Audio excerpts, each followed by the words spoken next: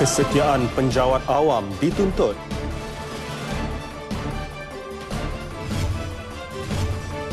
Kutipan melonjak 163%.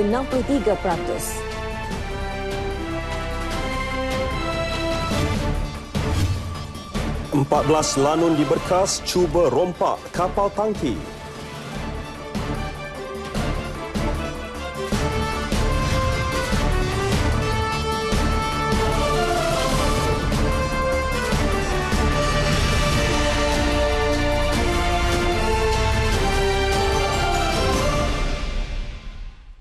Assalamualaikum, salam sejahtera. Nasional 8 edisi Jumaat 1 Jun bersama saya Fatil Hidayat Ghazali. Dan saya Atikah Memenai.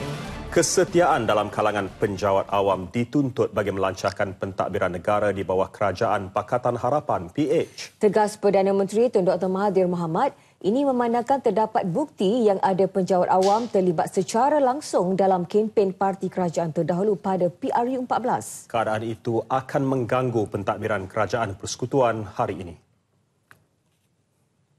Selain daripada itu, kita juga dapati pegawai biasa dalam kerajaan juga telah mencemarkan diri mereka dengan mengambil bahagian dalam politik. Mereka berkempen secara terang-terangan, pakai baju biru dan sebagainya. Dan kita ada videotip juga untuk semua kegiatan ini. Sebab itu kita menyoal kesetiaan mereka kepada kerajaan baru. Tambah Tun Dr. Mahathir, menyatakan demikian dalam sidang media selepas mempengerusikan mesyuarat Majlis Presiden Pakatan Harapan di Petaling Jaya. Kerajaan PH bagaimanapun tidak akan sewenang-wenangnya menghukum penjawat awam terbabit yang sepatutnya bersikap berkecuali. Yang penting mereka perlu membuktikan kesediaan bekerjasama dengan dasar pentadbiran kerajaan hari ini. Dalam pada itu, penjawat awam lantikan politik yang bakal ditamatkan kontrak akan tetap mendapat bonus Aidilfitri bulan ini. Ia melibatkan bayaran bonus RM400 kepada penjawat awam grade 41 ke bawah. Mereka akan dapat habuan mereka untuk hari raya. Kita bukanlah nak menginayakan mereka. Tetapi kita dapati 17,000 appointees adalah political appointees dan dia datang daripada parti lawan, bukan parti kerajaan. Jadi kita kena ambil tindakan lah. Bukan diperlukan, jawatan itu tak diperlukan, ditubuh semata-mata untuk memberi kerja kepada orang-orang parti. Khidmat sebahagian petugas lantikan politik perlu ditamatkan berikutan terdapat penjawatan yang diwujudkan kerajaan sebelum ini tidak memenuhi keperluan.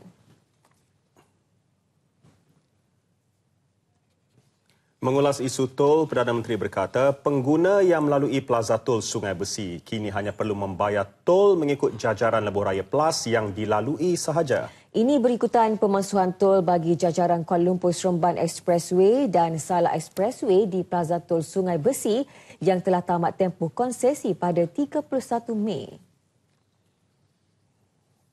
The agreement says that on the 31st of May, there will be the toll will stop being collected for this small area, Sungai Besi only.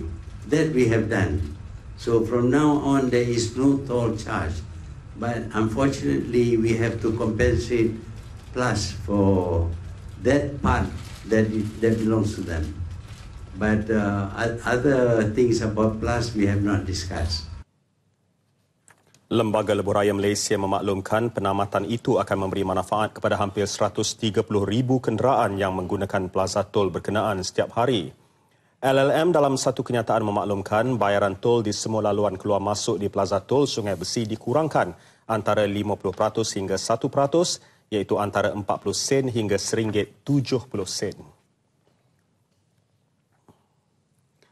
Perdana Menteri turut memaklumkan tentang jumlah jawatan timbalan menteri yang akan dilantik. Jelas Tun Dr. Mahathir, ia bergantung kepada menteri tersebut sama ada memerlukan timbalan ataupun tidak.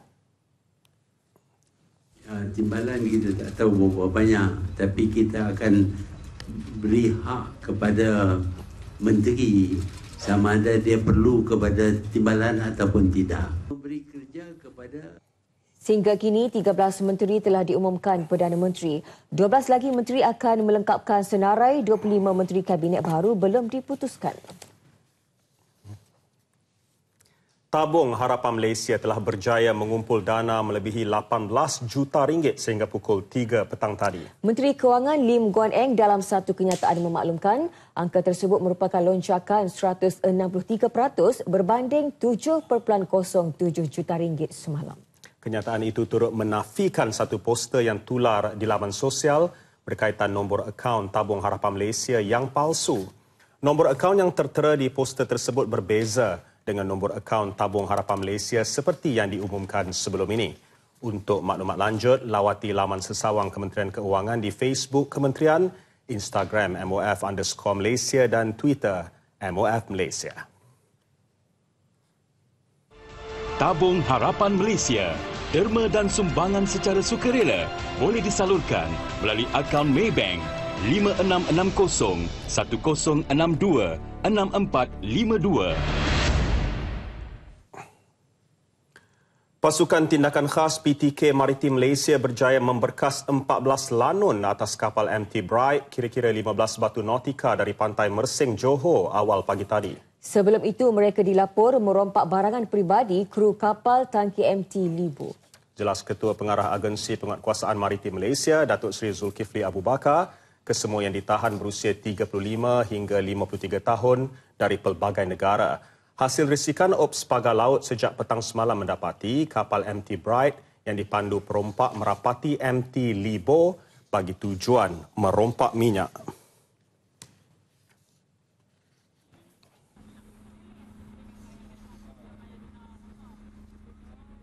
Jadi perancangan tu sebenarnya mereka datang dengan kapal MT Bright dan lepas tu dia akan turunkan sebuah bot, 6 orang akan naik bot tersebut dan pergi kepada kapal target.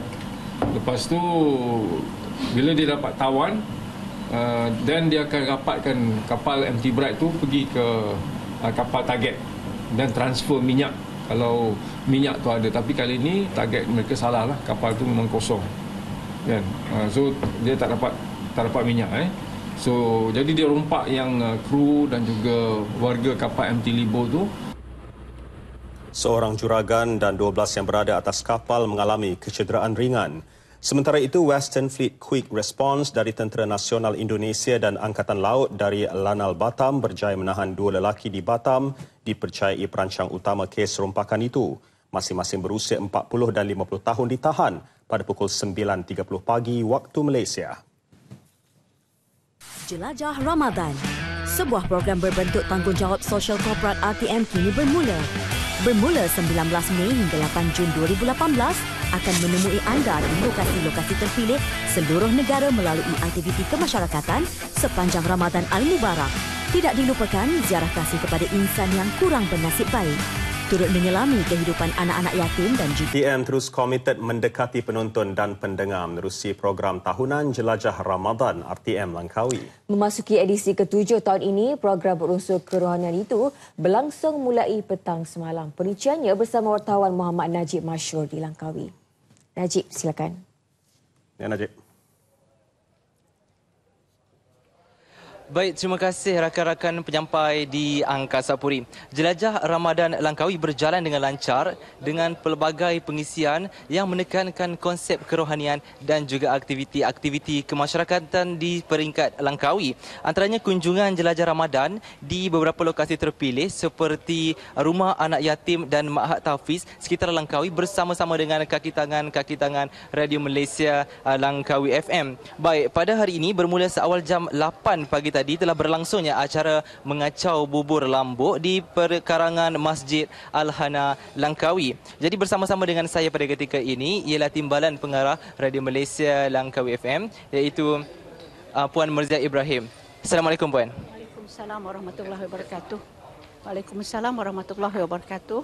Alhamdulillah kita menjalankan 2 program jelajah Ramadan selama 2 hari. Hari ini dan juga semalam. Dan semalam kita bermula dengan menyantuni Rumah Anak Yatim Anjung Kasih di samping mengunjungi Ma'had Tahfiz, 2 Ma'had Tahfiz. Okey, baik. Bagaimana Puan melihat program ini berlangsung selama 2 hari dengan sambutan-sambutan yang begitu menggalakkan? Alhamdulillah, kita bekerjasama dengan banyak pihak, terutama sekali pihak LADA dan juga Kerajaan Negeri Kedah, terutama sekali pejabat daerah dan juga karya Masjid Al-Hana sendiri di samping kelab pendengar Langkawi FM, iaitu yang memang merupakan ahli setia RTM Langkawi ini. Dan kerjasama ini membolehkan kita menjalankan kerja dengan lebih lancar kerana tenaga kerja yang kita kolaborasikan. Semoga kerjasama ini dapat dipupuk lagi pada masa akan datang. Okey, baik. Bagaimana pula Puan untuk menambah baikkan untuk program yang sama pada tahun yang akan datang? InsyaAllah kita lihat kejayaan pada sepanjang program kita 2 hari ini. InsyaAllah tahun hadapan kita akan bekerjasama pula dan mungkin dengan pihak swasta, terutama sekali sektor perhotelan di Langkawi ini, kerana mereka merupakan pemain utama kepada industri pelancongan di sini. Mungkin kita boleh bawa hanya meriahkan juga program Jelajah Ramadan ini. Dan yang manis dia, Langkawi FM menjalankan program Jelajah Ramadan ini sebagai satu bonus yang amat berhormat Perdana Menteri dan Ketua Menteri Besar sendiri bersama dengan kita sempena dengan program ini. Itulah istimewanya kita pada tahun ini. Terima kasih. Okey, baik. Terima kasih. Sementara tadi Yang Amat Berhormat Perdana Menteri Malaysia Tun Dr. Mahathir Mohamad telah tiba pada kira-kira pukul 6 petang di perkarangan Masjid Al-Hana ini bagi bersama-sama dengan masyarakat Langkawi berbuka puasa dan menunaikan solat maghrib secara berjemaah di Masjid Al-Hana. Beliau bersama isteri Tun Dr. Siti Azmah diiringi Menteri Besar Kedah Datuk Seri Mukhris Mahathir juga akan menunaikan solat fardu isyak secara berjemaah dan diteruskan dengan solat sunat tarawih dan kemudian akan meneruskan upacara moreh pada malam ini.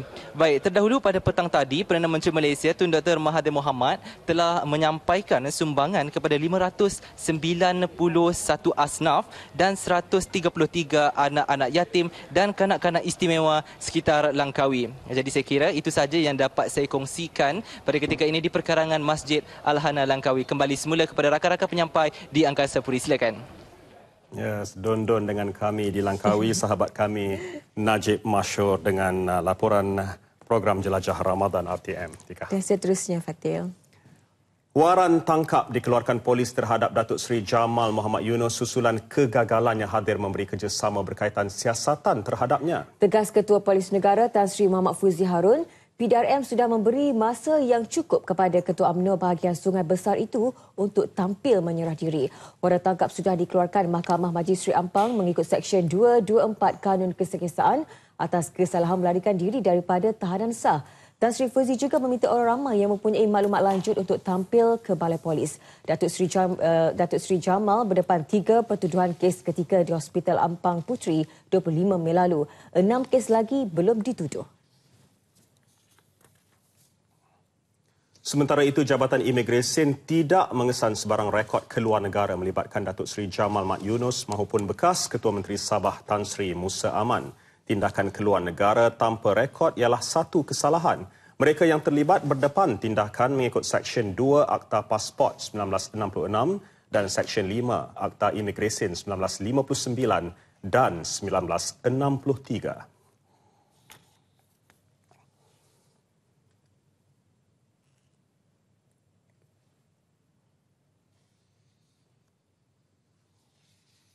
Tidak ada rekod keluar untuk kedua-dua mereka ni.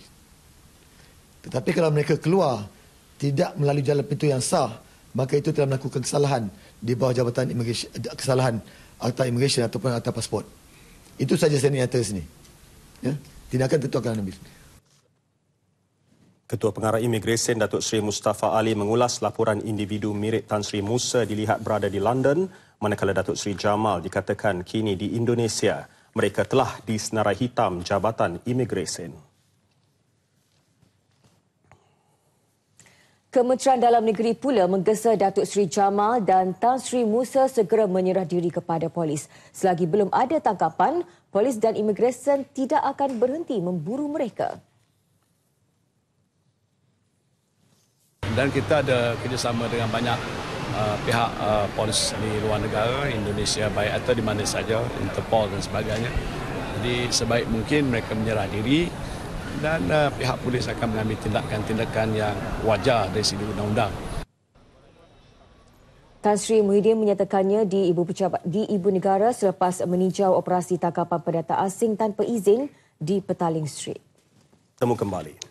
Para peniaga disaran mempamerkan harga asal dan harga selepas penetapan kadar sifar GST mulai hari ini bagi membolehkan pengguna mengetahui harga sebenar. Bagi Timbalan Pengarah Penguasa Kementerian Perdagangan Dalam Negeri, Koperasi dan Kepenggunaan KPDNKK, Datuk Iskandar Halim Sulaiman, langkah tersebut penting sebagai bukti ketelusan peniaga. Itu antara kelemahan yang dikenal pasti pada hari pertama pelaksanaan sifar GST. Peniaga juga diberi tempoh sebulan untuk mempamerkan harga asal dan harga selepas kadar sifar GST pada perkhidmatan dan barangan.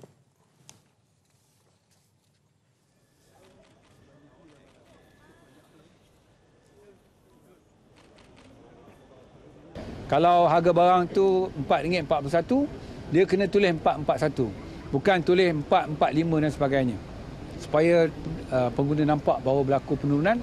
Berapa harga sebenar setelah ditolak 6%. Itu kita minta. Itu kita nampak ada sedikit kelemahan tadi dan kita minta dibetulkan segeralah. Dulu beli 489. Sekarang beli 449. Ada kuranglah.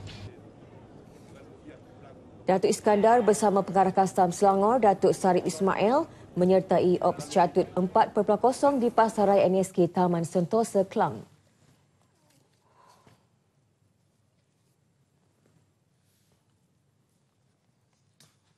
Pelaksanaan sifar GST pasti memberikan kesan positif terhadap ekonomi negara. Ekonomi akan lebih rancak apabila kuasa beli meningkat. Justru penguatkuasaan Jabatan Kastam dan KPDNKK menerusi Ops Catut 4.0 perlu diberi perhatian. Ikuti siri kedua GST Sifar bersama wartawan Siti Salwa Yusof. Kuasa membeli dijangka meningkat dengan penguatkuasaan kadar sifar GST yang sekaligus memberi impak positif kepada peniaga. Apabila barang-barang dan perkhidmatan tidak lagi dikenakan cukai, ya, khususnya beberapa barang yang kita kata high value items, ya, sebagai contoh kereta, motosikal ataupun alat-alat elektrikal, ya, dan kerana penjimatan daripada 6% itu agak besar, ya, jadi saya jangka permintaan untuk barang-barang ini dijangka meningkat secara mendadak, ya. Jadi ini secara tak langsung akan merancakkan lagi ekonomi. Itu juga barangkali merupakan hasrat kerajaan, ya. Sasaran penurunan harga dengan kadar GST baharu menjadi realiti apabila peniaga meletak harga lebih rendah tanpa GST 6% yang dikenakan sebelum ini. Bagi memastikan ia dilaksana secara mandatori dan menyeluruh, Kastam dan KPDNKK meneruskan operasi Catut 4.0 hingga akhir bulan ini. Operasi itu juga memberi peluang kepada peniaga mahupun syarikat melaksana urusan peralihan kadar GST dengan lebih cekap dan memenuhi peraturan. Jadi kita telah pun mengenal pasti beberapa premis di seluruh negara, iaitu lebih kurang 7,500 premis di seluruh negara, dan barang yang telah kita periksa adalah 235,000 di seluruh negara. Jadi kami akan menumpukan pemeriksaan ke atas premis ini mulai daripada hari ini. Jadi untuk memastikan pematuhan, kita menganggap dalam tempoh tersebut para peniaga boleh mematuhi keadaan kosong sifar mulai daripada hari ini. KPDNKK boleh mengenakan tindakan kepada peniaga yang gagal melaksanakan kadar sifar GST ini di bawah Akta Kawalan Harga dan Anti Pencatutan 2011 dan Akta Perlindungan Pengguna dan Perihal Dagangan, manakala Kastam di bawah Akta GST. Setakat yang saya lihat, harga-harga yang setakat saya beli tadi bandingkan dengan yang pada resit ni, terdapat pengurangan ketara lah daripada biasa. Saya beli barang yang biasa, so setakat ni nampak ada perbezaan lah. Walaupun tak banyak tapi ada penjimatan di situ. Ini barang yang dibeli oleh keluarga Cik Latif sendirilah, di mana kita lihat ada keperluan untuk barang dapur dan juga keperluan harian, sabun dan sebagainya. Dengan barang sebanyak ini, sebelum ini berapakah jumlah yang perlu dikeluarkan untuk pembayaran barang sebanyak ini? Biasanya dalam anggaran 200 ke 200.5 lah, tapi hari ini dalam 210 je. Ada perkhidmatan di situlah. Itu saja yang dapat saya bawakan, di mana memang berlaku penurunan harga dan pengurangan perbelanjaan. Siti Salwa Yusof untuk RTM.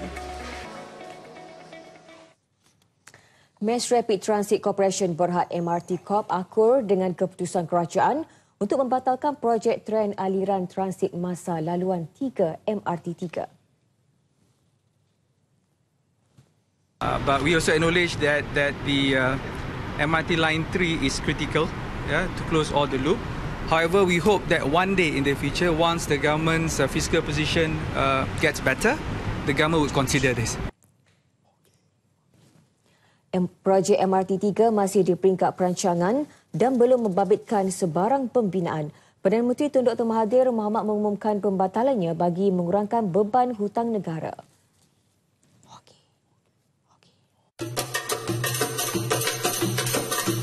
Sebenarnya puasa ini ada keistimewaannya yang tersendiri berbanding daripada ibadah lain. Kalau mak suruh, puasa itu tak ada kualiti. Jabatan agama suruh kita puasa, dia tidak akan jadi yang berkualiti. Puasa ini satu daripada cabang iman. Istimewanya Ramadan ini, dia mengerasi musuh Allah Ta'ala, iaitulah syaitan dan syahwat.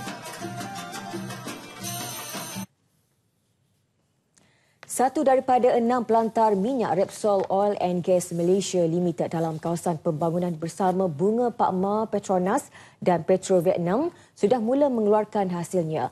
Jelas pengarah unit perniagaan Repsol Malaysia, Jorge Miliatianakis, pelantar pengeluaran pertama itu mempunyai kapasiti untuk menghasilkan lebih 150 juta kaki padu gas sehari. Our people work hard, committed, the skills and all the things that our staff has allowed to us to reach this huge success for us. We were developing 2 projects at the same time, Kinabalu in Sabah and Bunga Pak Ma here, and it's amazing that we achieve both in a schedule and below budget and comply with all the safety and regulations.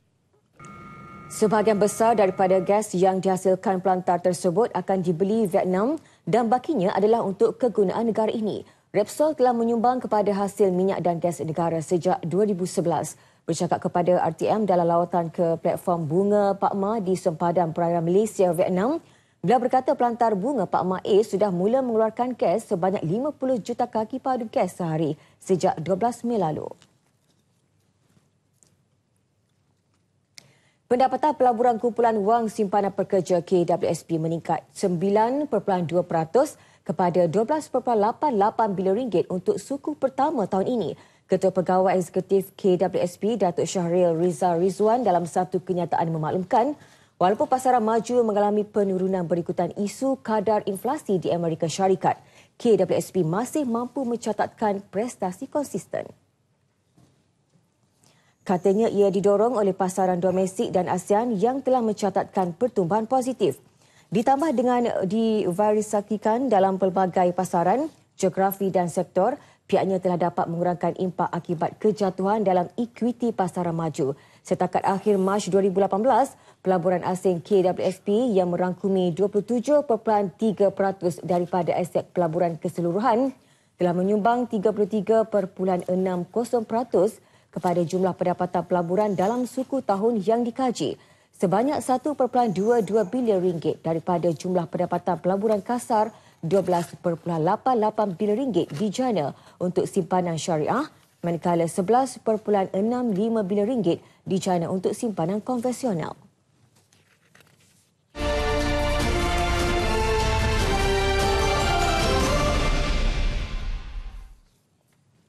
Edan Shah atau nama gelarannya Citizen Runner berjaya menguasai Ultra Marathon di Great Ocean Road Running Festival Golf sekaligus mencipta rekod pelari pertama dari Malaysia yang mengungguli acara berkenaan. Edan berjaya menguasai kategori terbuka lelaki 60 km dengan catatan 4 jam 29 minit. Hasil kerja keras dan latihan selama 5 bulan dan pernah mengalami kecederaan semasa latihan tidak mematahkan semangatnya untuk terus bersaing. Edan mengakui yang ini adalah pencapaian terbesar dalam hidupnya selepas 10 tahun terlibat dalam sukan maraton. Laluan golf adalah sangat mencabar dengan laluan berangin kencang di Gunung Sabine termasuk pendakian di Skinner Creek. Golf disertai 7,500 peserta dan berlangsung selama 2 hari dari 19 hingga 20.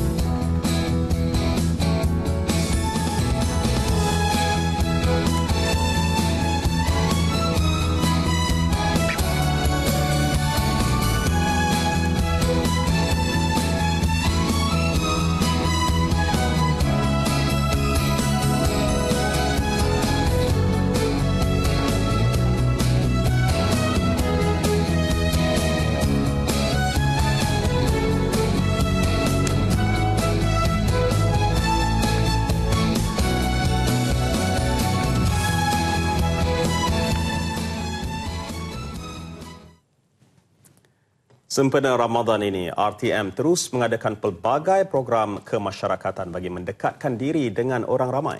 Saluran Radio Nasional FM dengan kerjasama berjaya Times Square Hotel dan The Giving Bank tampil menyampaikan sumbangan kepada 100 anak yatim dan golongan kurang berkemampuan dari 4 buah rumah di sekitar ibu negara.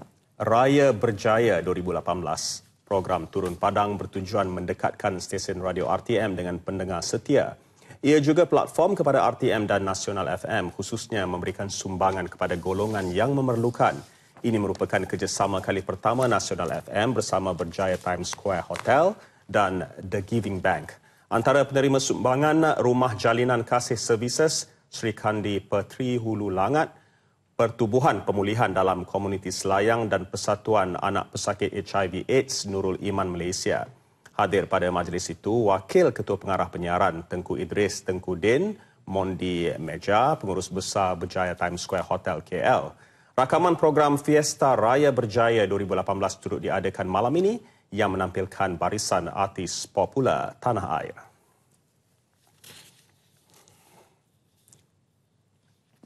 Baiklah, Nasional 8 edisi Jumaat 1 Jun berakhir di sini. Terima kasih atas kesetiaan anda. Selamat menjalani ibadah puasa dan mengerjakan amal ibadah yang lain sepanjang bulan mulia ini. Dengan itu, Assalamualaikum dan salam sejahtera.